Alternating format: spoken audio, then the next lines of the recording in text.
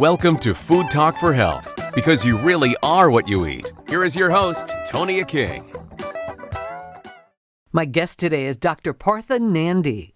We're talking about his brand new book, Heal Your Gut, Save Your Brain, published by the Mayo Clinic, and already a New York Times bestseller. He says that cognitive decline is not your destiny, and that you can improve your brain function through small steps in gut health taken every day. Thank you so much for joining me today. Well, thanks for having me. I appreciate it. It's my pleasure. From reading your book, it seems that for you, when your father had the stroke, it seems that's what made you dig a little bit deeper into nutrition and brain health, it seems. Yeah, but my dad was my superhero, right? This is a Renaissance man. He was brilliant and really pretty healthy. Tonia was never had any really medical problems. He was never admitted to the hospital. And all of a sudden, he had a stroke.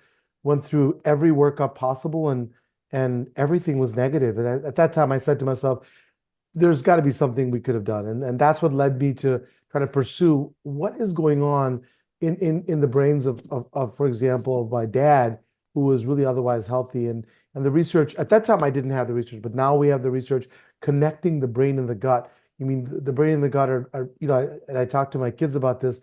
The brain and the gut talk to each other more than two teenagers at a Taylor Swift concert. They're constantly talking and they're communicating all the time. It really is amazing, isn't it, how our gut plays such a big factor in everything. Exactly. I think it's so important to be able to know that and address it. The thing about the gut, right? So you've got this almost super information highway that goes, it's called the vagus nerve, where signals are going back and forth from the brain into the gut. So you've got direct signaling from the gut into your brain. Secondly, Tonia, what happens is that you have the gut wall, which is essentially between stool on one side and blood on the other, is one cell layer thick with a little bit of mucus. So you have to have great gut wall integrity. So in English, that means that you can't have tiny little holes in the gut wall, because then stuff gets through. If stuff gets through, then that begins inflammation. Inflammation that starts in your gut, but then can go to the rest of your body, including your brain. And when that inflammation continues into your brain, it can result in diseases like Alzheimer's, Parkinson's, stroke, etc. I'll tell you, every 3 seconds today, someone's diagnosed with dementia. Every 6 seconds, someone's diagnosed with Alzheimer's. Every 4 minutes, someone's dying of a stroke. So this is an epidemic catastrophe that's happening. So again, when you can change the gut, you can change your brain, and it's even more than just cognitive decline. We're in a it seems like in a pressure cooker of stress everywhere we go. Whether you talk about something going on like an election or just your life, you have stressors everywhere. I mean, imagine this: the gut makes 90% of your feel-good hormone, which is serotonin. And that blew my mind when I first knew it. But when I tell people, they go, "Really? Your gut's making that?" Absolutely. The gut microbiome, and we talk about it in my book, is a microbiome is a trillion-member army of bacteria, viruses, and fungi that are in your gut that actually make some of these products that can change your life. So it really is important to focus on the gut to be able to really decrease the diseases like my dad had. When you have Parkinson's, let's say at age 60, I would offer that it started at age 40 in your gut. Wow. If you have Alzheimer's at age 70, at age 50, you started having it. So, we see changes in the gut wall. I mean, imagine this, right? You have these things called Lewy bodies, which are what's present in your brain with Parkinson's. Can you imagine seeing those same changes in the gut wall? And so, it begs the question, wait a minute, so if I can change my gut, I can change my life. Absolutely. It takes guts to prevent brain disease. And as a gastroenterologist, I'm super geeked about that, because now, you have something simple that you can do. It's not like, buy this formula and do this and do that and 50 different things. In the book, I simplify it into 5 pillars that can really enhance your life, enhance your gut and your brain, and really your overall health. And I was going to ask you, you are a gastroenterologist, and I can't even say it, gastroenterologist. You can just call me a GI doctor. That's always easier. But your approach is really interesting, because it encourages us to think more about nutrition and what we put into our guts, because from there, it just takes off. 100%. And the gut, as you mentioned, and nutrition people, it's intuitive. People go, yeah, if I put stuff in my gut, it's of course, if you put crap in, you're gonna get crap out. But I would say it's a little bit more even holistic than that. Here's what I would offer. That before you do any of this stuff, right? Before you even care about what this, whoever this Dr. Nandi is that's I'm listening to, right? Before I even care about what this guy is saying, you have to have a why. The why is so important. You know, you're doing great work because you have a why. If you don't have a purpose-driven life, all of this is meaningless. So the first thing I tell my patients and even my kids, like, figure out why you're doing something. And objectively, as a scientist, not less than a dozen studies have shown that you can increase longevity, decrease not only brain diseases, gut diseases, but also cardiovascular diseases, autoimmune diseases, if you just have a purpose-driven life. Meaning that if you have the why, when you have the why, guess what happens? All the distractions don't become distractions anymore, right? Become more focused. I'm not talking about perfection here, but you know, when you get distracted, and a lot of us just don't know which way to go, we listen to whatever fads that's there. So when you have a purpose-driven life, you decrease something called the fight or flight mechanism. And what that means is this, you know, when we were in our hunters and gatherers, right? We were just happy to have lunch and not be lunch. We had a very specific purpose. But now, you know, I'm in Detroit. When I'm driving down the street, people are giving me all kinds of signals to let me know how bad I'm driving, or your boss is yelling at you, or your spouse is upset at you, or your teacher, whatever. There's so many places where this unabated stress, this unopposed stress is happening. You know, when we needed the stress, right? When you've got like a sporting event or a speech to give, having that stress is good. But when this stress on a microscopic level happens all day long, Tonia, what happens is that increases inflammation in your gut and elsewhere.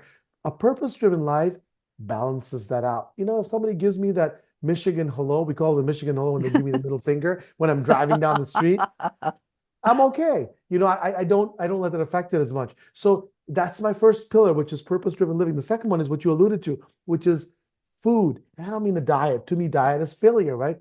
Any diet that my patients have been on, or if I've ever been on, is equated to failure because always don't do this or don't do that. It doesn't work. To me, it's a food plan. What you do is you figure out what you like, make it plant-based as much as possible. And I offer an 80-20 or 90-10 rule, which is that, you know, 80% of the time or 90% you do something unthinkable, which is get in your kitchen, actually go in the kitchen and actually make something and not just sit there and have coffee or watch TV. So if you make your whole foods 80-90% of the time, you know what's going in it, you avoid processed foods.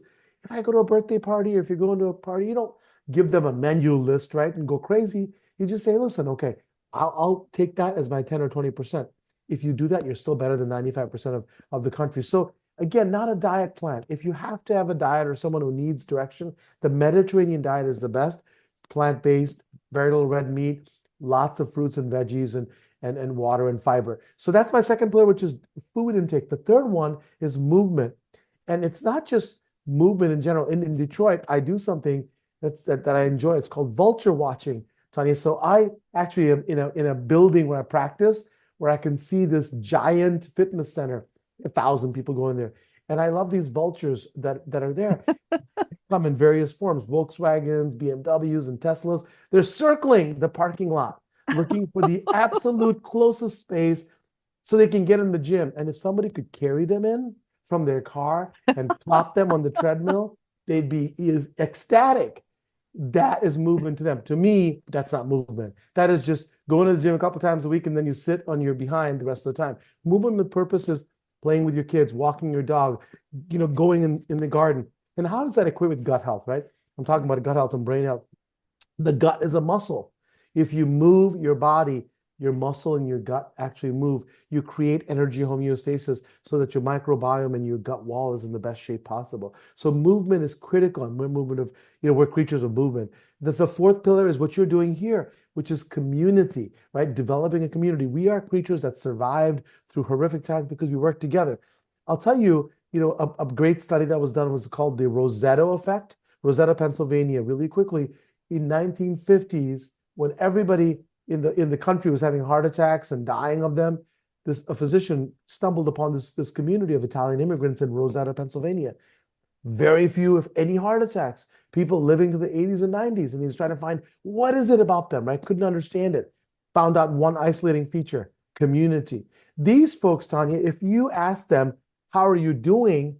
They actually want to know how you're doing. They're not just saying that and they're petrified that you may tell something more than just I'm good, right? They actually talk to each other, work together, cook together, live together. And that protective effect, we call it the Rosetta effect. And that spirit of community reduces what I talked about before, the fight or flight mechanism. It reduces inflammation, reduces cortisol in your body. So that's my fourth pillar of community. The last one is spirituality. When I tell my patients that, they look at me and they roll their eyes. Doc, I'm not going on top of a mountain and meditating today. I'm not doing that. I tell them, listen, you don't have to do that. You can just do something as simple as taking 5 minutes to breathe. That's spirituality.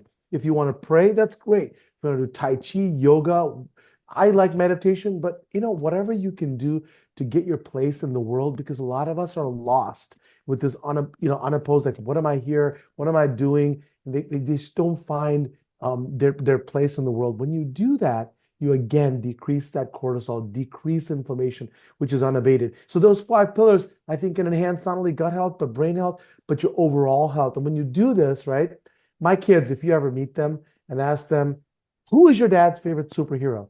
They will unequivocally say, they will not say Spider-Man, they will not say Superman, it's always Batman.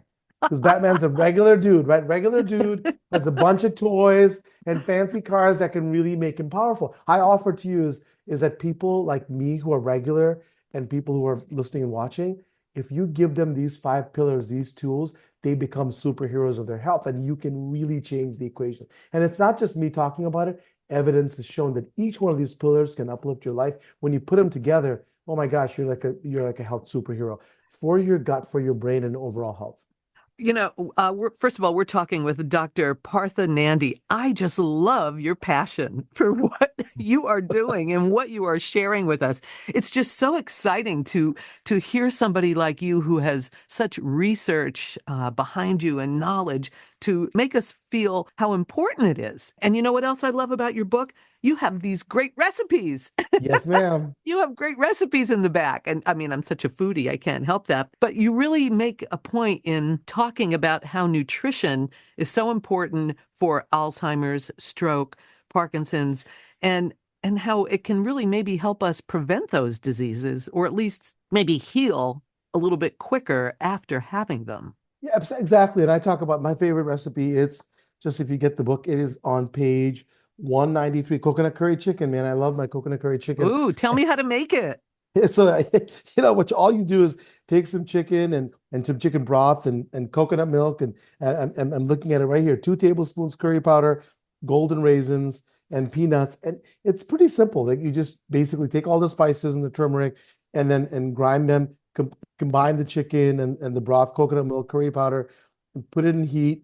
The whole thing takes less than 30 minutes. One of the things in the book is I promised myself that every recipe in here will be less than 30 minutes. And what it does is it not only just, it tastes good, but, I talk about it, and this chapter is for Alzheimer's disease. When you talk about curry powder, right? The spices are great for brain health. You're talking about turmeric, coconut oil. Coconut oil by itself is being studied to decrease the effects of Alzheimer's disease. Nuts provide omega-3 fatty acids. So, these are powerhouse recipes, not just to be delicious, but to be effective. And I talked about this, but you have to be able to say, that your Alzheimer's that really affected you in your 70s can be changed when you are 50. That's when it started. So if you do things like these recipes, but again, and I'm serious, you have to get in your kitchen and you have to be able to make these meals.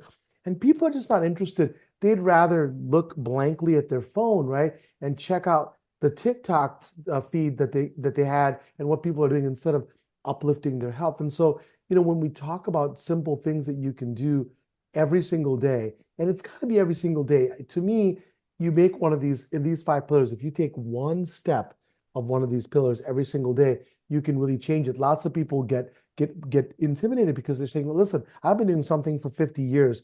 How am I going to be able to change it? What I tell them is make one small step in each of these pillars every day. And over time, it's accumulative. One of my favorite athletes, Tom Brady, said, you know what?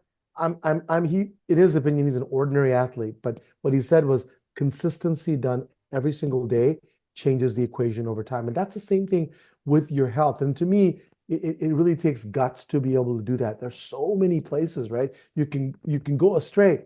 Everywhere you look, there's processed foods and conveniences, quote unquote, that you can take, and it distracts you. It distracts you from your goal of overall health. And so that's what I preach in this book, and I talk about healing your gut, and we talk about your brain, but I'll tell you the side effects are you can decrease autoimmune disease, you can decrease your cardiovascular disease, you can decrease cancer. So there's so many effects, and it's simple. To me, it's very, very important when I write, when I talk about things, that has to be simple. Because if it means that you have to do 20 different things, people are not going to do it. And that's the tragedy, because you have people writing about all this stuff, but it's so a lot of stuff are not reachable. You got to buy this, you got to buy that, you got to do this. To me, it's less restrictive and really incorporating these activities into your life. And just bringing it right down to the basics. And it's probably really important to think about developing these habits or lifestyle changes before there is a problem. 100%. I'm talking, so the best time to do it, of course, is with your children.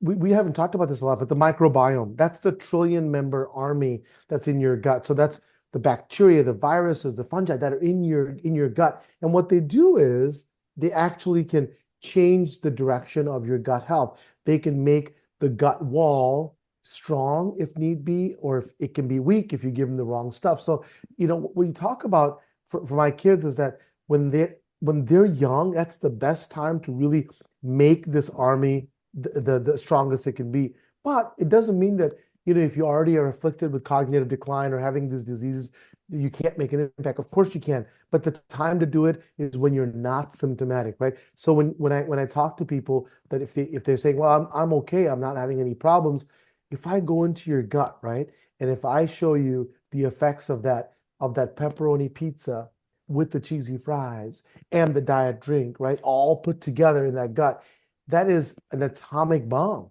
That is basically eroding your gut wall. You may not even have any symptoms. If you do, then it's obvious for you. But many people don't, because these are microscopic changes and they're happening constantly. So if you're putting these processed foods that are alien to your gut, right? Because we've incorporated these foods in the last 30 years, maybe 50 years, but not in the last 10,000 years. Your gut is used to stuff that it's been seeing for thousands of years. So they're seeing these foreign objects. They don't know what to do with it. And your gut wall has one of the most sophisticated inflammatory systems, or protection system, immune system. So when you have these foreign objects that come through, it starts reacting to it. And when that reaction happens, that causes holes in your gut wall. Remember, microscopic, not big holes where stool's coming through, but microscopic holes that begin inflammation. That inflammation starts in your gut. We call that leaky gut or intestinal permeability. That leaky gut, remember, between stool and blood is one cell wall, stool on one side and blood on the other. So if there's a leak, stuff is going through in your blood and it's spreading all throughout your body, the inflammation, including your brain. There's something in the brain called the blood-brain barrier. And what happens there is that the blood-brain barrier now is not intact. Inflammation begins there, and it ends up being diseases like Alzheimer's, where you see what are called neurofibrillary tangles, which is basically spaghetti in your brain, and the neurons that are supposed to fire can no longer fire. You can't remember things. You can't do your daily activities. That's the consequence of what happens in your gut. So if you do simple things like, hey, you know what? I'm not going to eat out 5 days a week. Maybe I'll only eat out 1 day a week. That change will profoundly impact your health. Hey, you know what? Maybe I will, do a little bit of meditation. Maybe if it's twice a week, that'll profoundly impact your health, including your gut health, because now you're not ravaging your body with cortisol, and that cortisol inflames your gut, inflames your entire body to create disease. And these are the simple changes I talk about in the book. And it's evidence-based. It's not just me talking about it. When you look at studies that, when you take patients, for example, if you take studies with patients who have stroke, the type of microbiome they have often is related to the type of stroke recovery. So my dad had a devastating stroke, Tonia, devastating stroke. And we spent the rest of his life taking care of him, doing all of his activities. At the time, if I had known that the microbiome that he had could have predicted perhaps how well he would do, I would do everything to change that. We just didn't have that information then. When you look at studies done even in mice, if you take a young mouse and you put an old mouse's microbiome, that young mouse often dies from a stroke. Conversely, if you take an old mouse, put the microbiome of a young mouse inside of its gut, they thrive afterwards, similar to a young mouse. So the gut is really the center of this stuff. And if we can change it, we can really change it, not just for today, but for tomorrow. I'm curious about your opinion on prebiotics and probiotics, because I've spoken to people in the past that have said they prefer getting that from what we eat, whether it be raw foods or whatever. Do you prefer it as a supplement or not at all? So I like it if you can get it, that would be fantastic. So that's my first thought is that if you can get it in any form, that's always better than not. But if I had a preference, would I eat an apple besides taking a supplement? Absolutely. Have an apple, increase your fiber. It's as simple as that, right? Increase some of the foods that's the rainbow. You may not like an apple, maybe, I don't know, you like a pomegranate or you like a peach. Pick the foods that you like that have increased fiber. That's a prebiotic. A prebiotic is just a food for the bugs. The bugs are called the probiotics. Those are bugs that are in your intestinal system that you want to add. And probiotic foods are foods that have good microbiome stuff. So, for example, if you like kimchi, if you like yogurt, sauerkraut, sauerkraut, kimchi, tepache, there's millions of foods. Fermented foods. One of the biggest tips I tell people is that if you can have fermented foods with each meal, my kids do. They all like different things. If you have a fermented food with each meal, that'll change your microbiome. That'll give you probiotics, often prebiotics.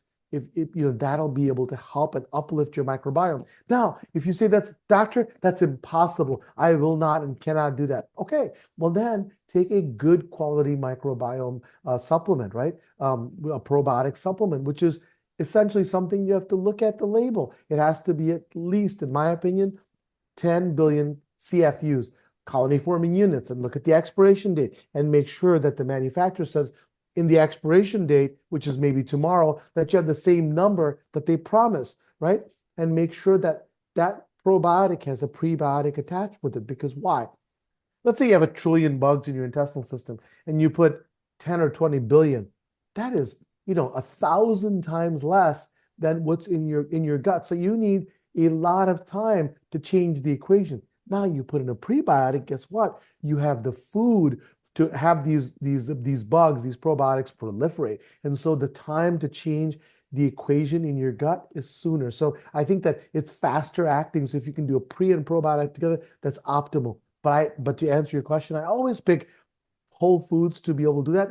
And many of these recipes, when you look at them, will have pre and probiotics included within the foods so that you can uplift them and make it easy. So it doesn't, you don't have to think about, what am I going to have today? Just incorporate it into your diet and you'll find certain foods. Like I was on Tamron Hall talking about tepache, and tepache is this amazing drink that is a pre and probiotic. I mean, it can be very simple. You just have to do a little bit of work and you'll find the foods.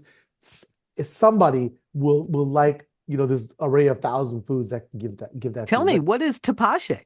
It's this drink that's a fermented drink that it's found in Mexico. It's like this very exotic fruity tasting drink. It's Tepache, tepache. I feel like I'm in the Caribbean, but it's really. I mean, so it sounds good. It sounds great, and there's all these foods. Every culture, right? Tonia has fermented foods. Why? Because before we had refrigerators, that's how we preserve food. Right. You have these fermented foods, like you talked about. I love sauerkraut.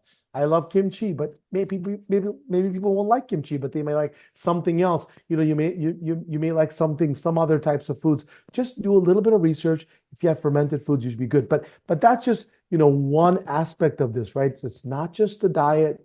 That's super important, but the rest of it. Talk about the rest of your life and how you decrease this fight or flight mechanism. Get a community, get spirituality in your life, become purpose driven and move. stop sitting on that couch all day. It's the beginning and the nidus of disease when you do that. So I think we can uplift it. I talk about ways in which you incorporate this into your life. To me, it's always about how you make it part of your life and not say, I'm going to do this and then live my life, right? I'm going to go work out and then live my life. I'm going to go on this diet and then live my life. Well, hey, wait a minute. Make that part of your life, and then it becomes something you don't have to think about. I mean, how many kids do you have to remind to plug in their phone at night? Zero. Because they all know if you don't plug that phone in, it's not going to work the next day, right? So you don't have to tell them anything about that.